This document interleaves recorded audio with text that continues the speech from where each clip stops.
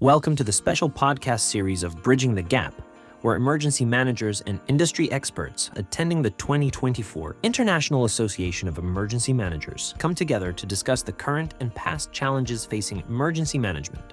Join us as we explore insightful recommendations for improving efficiency in the field through the latest trends, solutions, and expert advice.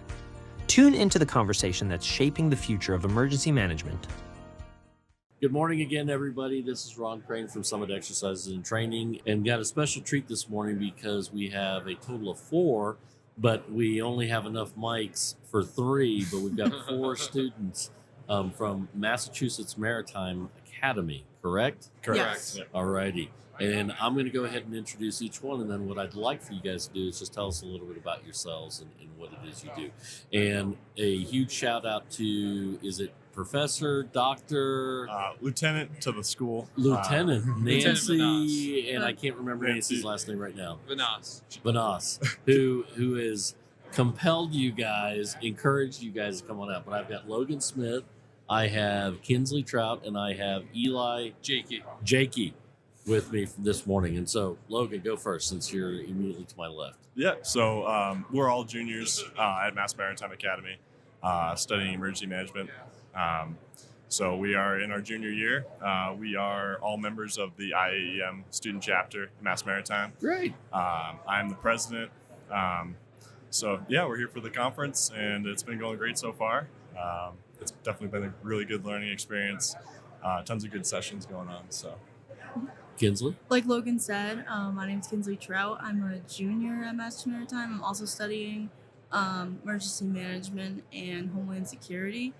And yeah, we're having a great time at the conference, meeting a lot of people, networking, doing Okay, awesome. but you have a specific role that I understand. What is that role? Oh yeah, I'm the public information officer There for you the go. chapter. Yeah. Normally the PIOs are the first to jump up. I am the PIO. So we got to get you into that mode. Yeah, Kinsley. yeah. I've only been in the role for like 6 months. So. first time We're on getting there. podcast. Yeah. Eli. I'm Eli Jache, a junior at Massachusetts Maritime Academy, studying emergency management. Also taking a minor in environmental health and safety, and then starting my senior year, I'll go for my master's, also in emergency management. Wow, good for you, man. I've completed one internship with Providence Emergency Management down in Rhode Island, writing and updating their mass casualty plans and mass fatality plans. This was past summer.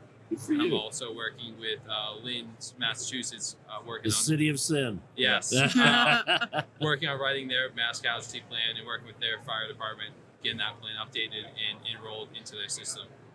All righty. And then, Katie, come in here real quick. I'm going to ask, Logan, you mind taking off your headphones for just a second absolutely. so Katie can introduce herself? I'm Katie Dowling. I'm a junior at Mass Maritime. I'm studying emergency management as well as minoring in environmental health and safety as well as Jache. I eventually want to go work for some sort of port authority after college, maybe utilities, infrastructure, Good for you. something a little different than real emergency management, but tie them all together into emergency management at some point. Awesome. Thank you, Katie. What brings you guys here? So we usually attend this conference. Uh-huh. This is the first time I've attended. All of us have attended this conference, but our past president attended the Long Beach, California one, as well as the Savannah when it was in Savannah. Yeah. And hopefully next year, all of us 4 will be attending the one when it's in Kentucky. So that would be awesome. But yeah, we're here just as an addition to what we're focusing on at Mass Maritime as a student chapter. This just kind of capitalizes on some of the things we're learning. So really good event. Yeah, and definitely networking with different people across not even the country but the world, meeting new people and just creating relationships, because that's ultimately what's most important in emergency management from what we've learned. Yeah. Very well said. Mm-hmm. You have a great future in front of you as a PIO. Well done. Thanks. Eli, what made you, why emergency management? Emergency management kind of stuck out to me when I started looking at colleges, volunteering with Salvation Army, now volunteering with Team Rubicon, responding to disasters. How old are you? 19. Wow. Or 20. 20 Well actually. done. So kind of that kind of role of helping people has always been something I enjoyed and I am inspired to do. So kind of bridging that gap and wanting to help other people in a way that I can help many people in the industry and around the country is something I want to do. I'm looking to get into some type of consulting, a lot with mitigation and recovery consulting, so I can be there to support individuals before, during, and after a disaster, as well as helping the individuals get the help they need from the federal government, from nonprofits, and from a whole community approach as well, and making sure that a lot of people are kind of coming together and working together as a team and not being individualized when a disaster strikes, and kind of working that whole community approach to a disaster. So it always starts and ends in the same community. Yeah, all disasters are local. So you kind of making sure that the community approach is it's not just the community comes out when the disaster strikes.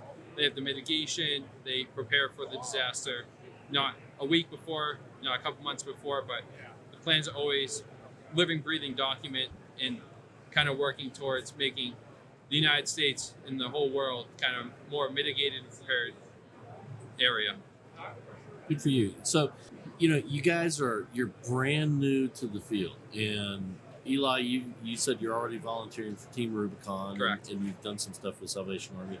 Are you, Logan, or you, Kinsley, or even Katie, are you guys doing anything in terms of the broader world, not just in the classroom, but are you getting exposed to different aspects of the discipline or the community? So being a student at Mass Maritime, you're already kind of influenced into and introduced into the world of structure. So we have it's a regimented academy.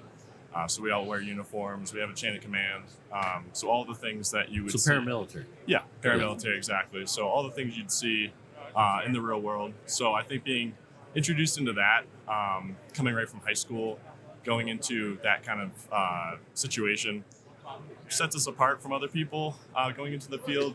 I gotta say, they're not in uniform today, but they're incredibly well dressed. They're better dressed than most of the people here. So kudos to y'all. Well done.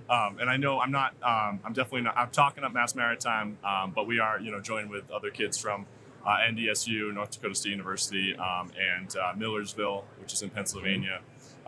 And those great kids, we had dinner with them the other night. They're all very interested in emergency management. A lot of them are taking cyber classes or majoring in cybersecurity classes. So definitely great schools all the way around. So it's really good to see the emerging professionals out here. Another thing that sets us apart is our major is required to do 2 internships. So this winter, I'm doing an internship with Mass General Brigham Hospital. Shout out Chelsea St. George, who's our vice president for Region 1. She'd appreciate that. Yeah, I'm doing an internship Now, with vice her. president for Region 1 Of IAM. Okay. Yeah. And is she a fellow student, or is she No, actually she's in the discipline? Yeah, she's a professional. Okay, good deal. And I'm emergency manager at Mass General Brigham. And she lives in New Hampshire, which is where I'm doing my internship this winter with State of New Hampshire. Full disclosure, I was a former healthcare emergency manager as well, so good for you. It's a lot. From what I've heard. Yeah. So, so we're required, as Kinsley said, to complete 2 240-hour internships. That's fabulous. So, good deal. How about you, Eli? What are you doing internship-wise? So I earlier I said I did internship over the summer with Province Emergency Management. Okay.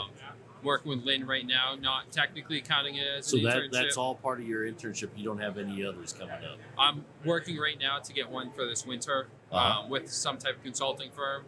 I've been in contact with some people here at IAEM, meeting, talking to a lot of people. That's kind of what I'm going towards. I want something in consulting. I've done the public sector. And I kind of want to go in the private sector. Yeah. See where I can bring both fields into it and see kind of where I want to stand once I graduate. But I've had one of my friends, Daniel Faber, he's working for Haggerty Consulting. He kind of made the thought of consulting to my mind.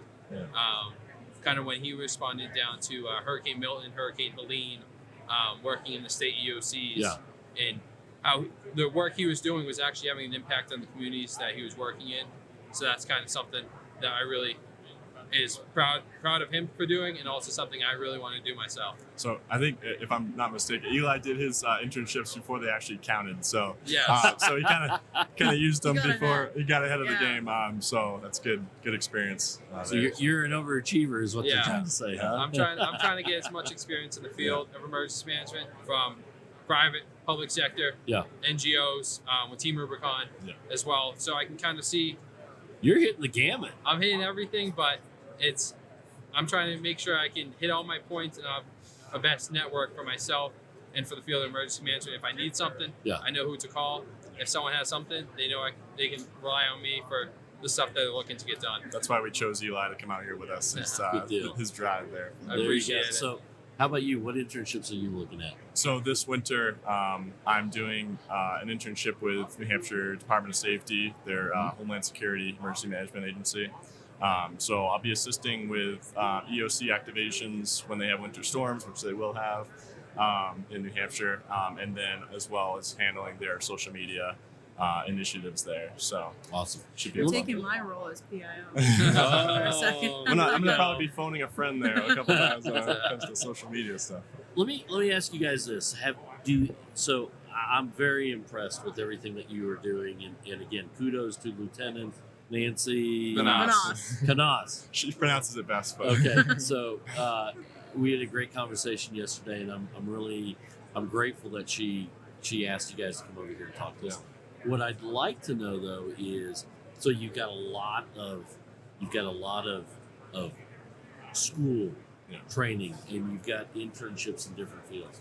Have you guys looked at potentially augmenting what you're doing at Mass Maritime and through the internships, but also going out to maybe local first response agencies? Not necessarily first response, but this summer I got an internship with the Chelsea, Massachusetts Housing Authority, writing MOUs and working with that. So I think all three of us want to work, definitely try and find something for internships in the private sector, but also public sector, to kind of bring those together and kind of bridge the gap of Also- both of those. Yeah, and I just want to add, our senior year, we have to complete a capstone project as part of something. It's a graduation requirement. Yeah. And that is going out into the community, seeing a need, and then addressing those needs. So I know our emergency management operations officer, who's a senior at Mass Maritime Academy, she's doing a capstone project, a roundtable on writing plans for Outer Cape Health, which is big healthcare chain on Cape Cod. So for their Provincetown branch, so writing plans for them because they just need an updated set there. But So I'm going to move a little bit. I'm going to pivot in terms of bridging the gap from where you all are, because you're what? You're 20. 21. 21. You are just now starting. The world is your oyster, where there's a lot of us who've been through a lot to get to where we are right now. What do you see as barriers, or what do you see as challenges, more appropriately, to getting to where you want to go? I think honestly, it's emergency management is such a wide range. There's so much stuff to do, and I look at one thing and I talk to somebody and they're doing something in the public sector, and I'm like, oh, that seems like something I want to do.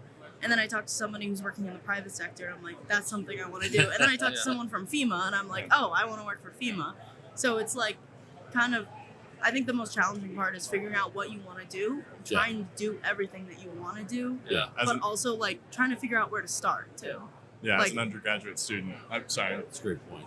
Yeah, I mean, we have 2 career fairs at Mass Maritime every year, and they have over 250 employers that come to hire Mass Maritime students. So it definitely makes it more difficult to decide what you want to do. But with the internships and seeing, both public and private sector, and seeing what you want to do. I mean, some people go into law enforcement with the emergency management degree, fire, military. So.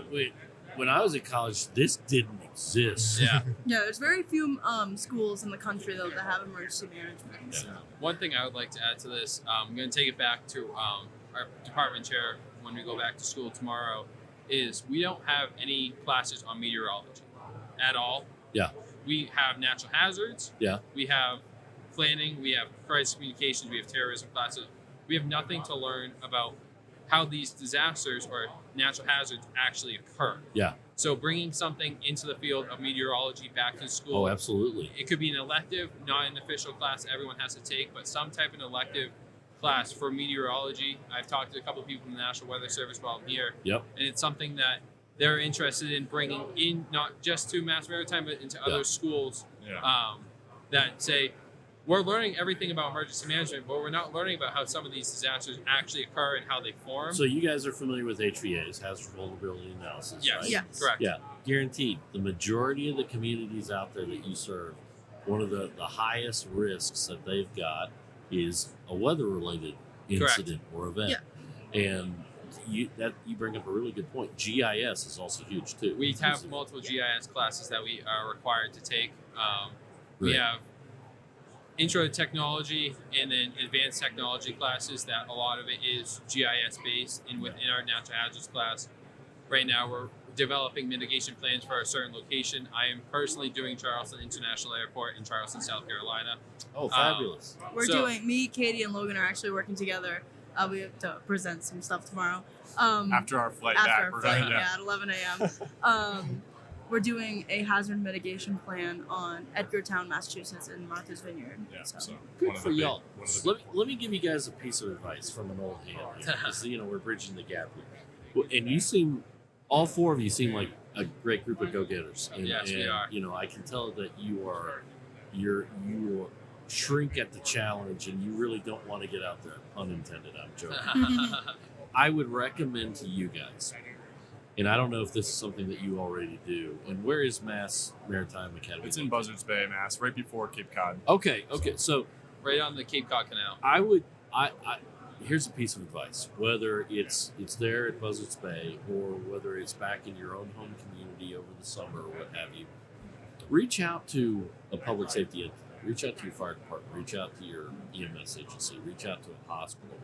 Reach out to a police department. Just say, hey, can I shadow you guys for a day or two? Can I do a couple ride-alongs? Can I do some stuff like that? Because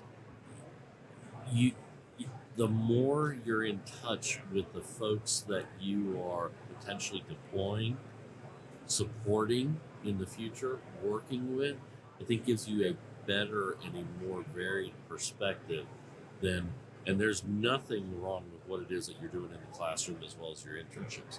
But that tactical tip of the spear, the guys and girls that are going out there, when the buzzer goes off and when the lights turn on and all that, I think you need to have that unique perspective as well from them. So with a lot of, I would say probably 50% of our students either go into the fire or police sector, either if it's with Massport, local fire department, state police, local police.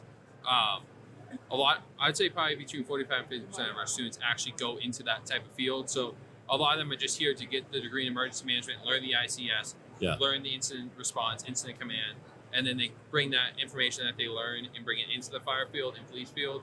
And with what Logan does at IAEM, being the president, last week he brought in a local police officer to talk to the students about what he's done and what he's learned in his field of being an officer, as well as a lot of us do. We take tours we've taken FEMA, gone to FEMA's Region 1 bunker out in Maynard, gone to local EMAs, as well as we also participate weekly and also monthly in full-scale exercises, tabletop exercises. I think all four of us about 2 or 3 weeks ago went to Logan Airport for an active shooter where they shut down the JetBlue terminal.